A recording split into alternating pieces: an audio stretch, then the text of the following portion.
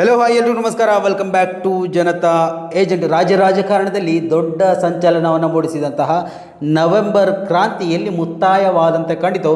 So ಇವತ್ತು ಮುಖ್ಯಮಂತ್ರಿ ಸಿದ್ದರಾಮಯ್ಯ ಅವರಿಂದ ದೊಡ್ಡ ಮಟ್ಟದ ಒಂದು ಹೇಳಿಕೆ ಬಂದಿರುವಂಥದ್ದು ಮಾತ್ರವಲ್ಲ, ಒಂದು ರೀತಿಯಲ್ಲಿ ಕಾರ್ಯಕರ್ತರಿಗೂ ತಮ್ಮ ಪಕ್ಷದ MLAಗಳಿಗೂ MLCಗಳಿಗೂ ಖಡಕ್ಕಾಗಿ ತಾಕೀತನ್ನು ನೀಡಿರುವಂಥದ್ದು. ಮಾತು ನಿಲ್ಲಿಸಿ ಕದನಕ್ಕೆ ಸಜ್ಜಾಗಿ ಕೈಪಡೆಗೆ CM ಸಿದ್ದರಾಮಯ್ಯ ತಾಕೀತು ಮಾಡಿರುವಂಥದ್ದು.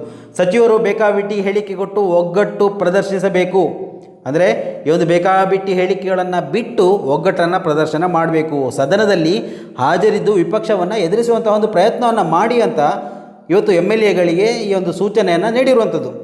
ಈಚೆಗೆ ಮುಖ್ಯಮಂತ್ರಿ ಸಿದ್ದರಾಮಯ್ಯ ಹಾಗೂ ಉಪಮುಖ್ಯಮಂತ್ರಿ DK ಶಿವಕುಮಾರ್ ಅವರು ಪರಸ್ಪರ ಮನೆಗೆ ಆಹ್ವಾನಿಸಿ ಉಪಹಾರ ಕೂಟ ನಡೆಸುವ ಮೂಲಕ ಒಗ್ಗಟ್ಟು ಪ್ರದರ್ಶನವನ್ನು ಮಾಡಿದರು.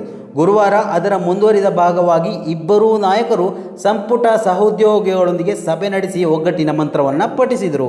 ಇದೇ ವೇಳೆ ಬಹಿರಂಗ ಹೇಳಿಕೆಗಳನ್ನು ನಿಲ್ಲಿಸಿ ಬೆಳಗಾವಿ ಅಧಿವೇಶನದಲ್ಲಿ ವಿಪಕ್ಷಗಳನ್ನು ಎದುರಿಸಲು ಸಜ್ಜಾಗಿ ಎಂಬುದಾಗಿ ಸಂಪುಟ ಸಹೋದ್ಯೋಗಿಗಳಿಗೆ CM ತಾಕೀತು ಮಾಡಿರುವಂಥದ್ದು. ವಿಧಾನಸೌಧದಲ್ಲಿ ಸಚಿವ ಸಂಪುಟ ಸಭೆಯ ನಂತರ ವಿಧಾನಮಂಡಲ ಅಧಿವೇಶನದ ಹಿನ್ನೆಲೆಯಲ್ಲಿ ಮುಖ್ಯಮಂತ್ರಿ ಸಿದ್ದರಾಮಯ್ಯ ಅಧ್ಯಕ್ಷತೆಯಲ್ಲಿ ಪೂರ್ವಭಾವಿ ಸಭೆ ಕೂಡ ನಡೆಯಿತು. ಈ ಸಂದರ್ಭದಲ್ಲಿ ಮಾತನಾಡಿದಂತಹ ಸಿದ್ದರಾಮಯ್ಯ, ಚಳಿಗಾಲದ ಅಧಿವೇಶನದಲ್ಲಿ ಪ್ರತಿಪಕ್ಷಗಳಿಗೆ ತಕ್ಕ ಉತ್ತರ ನೀಡಲು ನಾವು ಮಾನಸಿಕವಾಗಿ ಸಿದ್ಧವಾಗಿರಬೇಕು.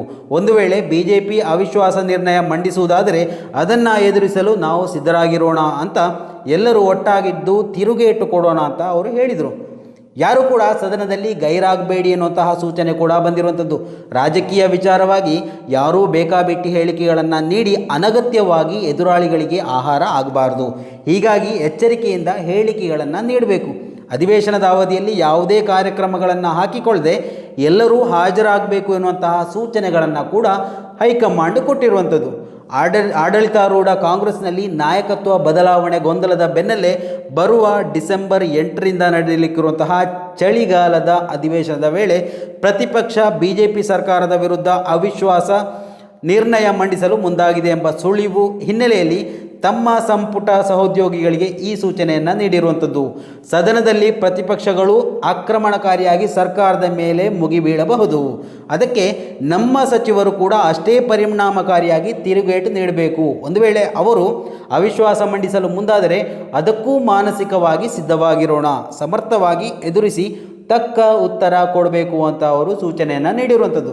ನಂತರ ಈ ಕುರಿತು ಸುದ್ದಿಗಾರರೊಂದಿಗೆ ಪ್ರತಿಕ್ರಿಯಿಸಿದಂತಹ ಕಾನೂನು ಮತ್ತು ಸಂಸದೀಯ ವ್ಯವಹಾರಗಳ ಸಚಿವ HK ಪಾಟೀಲ್, ಅಧಿವೇಶನಕ್ಕೆ ಪೂರ್ವ ತಯಾರಿಯಾಗಿ CM ನೇತೃತ್ವದಲ್ಲಿ ಈ ಸಭೆ ನಡೆಯಿತು. ಯಾವುದೇ ಗಂಭೀರ ಚರ್ಚೆಗಳು ಬಂದರೂ ಅದಕ್ಕೆ ಮಾಡಿಕೊಳ್ಬೇಕಾದಂಥ ಸಿದ್ಧತೆ ಹೇಗಿರಬೇಕು ಎಂಬುದರ ಬಗ್ಗೆ ಸಲಹೆ ಸೂಚನೆಗಳನ್ನು ನೀಡಿದರು ಎನ್ನುವಂತಹ ವಿಚಾರಗಳನ್ನು ಕೂಡ ಇಲ್ಲಿ ಪ್ರಸ್ತಾಪ ಮಾಡಿದರು. ಸೊ ಇವತ್ತು ಎಲ್ಲದಕ್ಕೂ ರೆಡಿಯಾಗಿ ರಾಜ್ಯ ಸರ್ಕಾರ, ಮುಖ್ಯಮಂತ್ರಿ, ಉಪಮುಖ್ಯಮಂತ್ರಿ, ಇನ್ನಿತರ ಸಚಿವರುಗಳು ಮತ್ತು MLAಗಳು, MLCಗಳು ಎಲ್ಲವೂ ಒಂದು ರೀತಿಯಲ್ಲಿ ಮಾನಸಿಕವಾಗಿ ಕೂಡ ಈ ಒಂದು ವಿರೋಧ ಪಕ್ಷವನ್ನು ಎದುರಿಸಲಿಕ್ಕೆ ಸಿದ್ಧರಾಗಿ ಎನ್ನುವಂತಹ ಒಂದು ಕರೆಯನ್ನು ಕೊಟ್ಟಿರುವಂಥದ್ದು. ಸ್ನೇಹಿತರೆ, ಈ ಒಂದು ವಿಚಾರದಲ್ಲಿ ನಿಮ್ಮ ಅಭಿಪ್ರಾಯಗಳನ್ನು ಕೂಡ ಕಮೆಂಟ್ ಮಾಡಿ. ಮುಂದಿನ ಮಾಹಿತಿಯೊಂದಿಗೆ ಮತ್ತೆ ಭೇಟಿಯಾಗೋಣ. ಅಲ್ಲಿವರೆಗೂ ನಮಸ್ಕಾರ.